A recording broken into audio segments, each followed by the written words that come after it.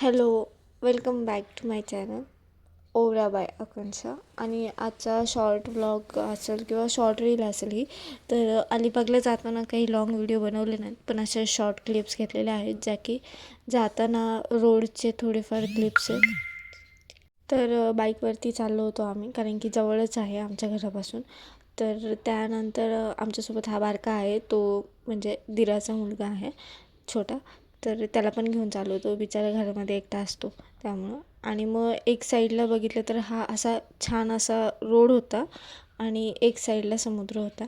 पण ह्याच्यामध्ये पण गंमत अशी झाली की एवढा खराब रोड लागल्यानंतर की पार एवढी माती झाली होती. बघू शकता रोडचं काम अजूनही चालू आहे आणि ते नीट नाही झालं आहे. अर्धं करत आहेत, अर्धं तसंच ठेवत आहेत. त्यामध्ये हे अजून ट्रॅफिक. शेवटी मग खड्ड्यातूनच गाडी घातली होती आमच्या मिस्टरांनी. ते खड्ड्याचे गचके सांभाळता सांभाळता कंबर पण सांभाळायला लागते आम्हाला. अशा खड्ड्याखुड्ड्यातून कसं का होईना बीचवरती पोचलो. आणि मग त्यानंतर हे काही असं आमचं शायनिंग मारणं चालू झालं होतं. आणि 2-4 क्लिप्स घ्यायच्या होत्या एका रीलसाठी, पण त्या काही नीट आल्या नाही. पब्लिकच एवढी होती. आणि मग नंतर संध्याकाळच्या टायमिंगला म्हणलं की आता काय इथं नाही काय होणार. मग त्यांनी मला डायरेक्ट हात धरून दुसऱ्या बीचवरती घेऊन गेले, जिथे की कुणीच नव्हतं. लिटरली तिथं पाण्यात जायचंसुद्धा टेन्शन येत होतं, का तर जमीन तेवढी धसतच होती. मग जास्त वेळ न घालवता आम्ही डायरेक्ट घरी निघालो, का तर ऑलमोस्ट संध्याकाळी 5-6 वाजत आले होते.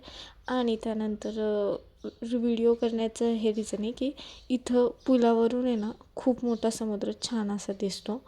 आणि मला वाटलं की तो तुम्हाला दाखवला पाहिजे.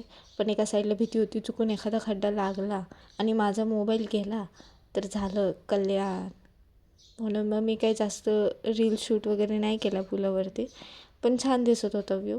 तर असा काही व्ह्यू होता अलिबाग रेवदंडा, जर त्या साईडला तुम्ही जात असाल तर. आणि त्यात एक पक्षी पण दिसला होता, बघून घ्या. मग मी असंच एक हा शॉर्ट व्लॉग रील इथंच संपवते. थँक्स.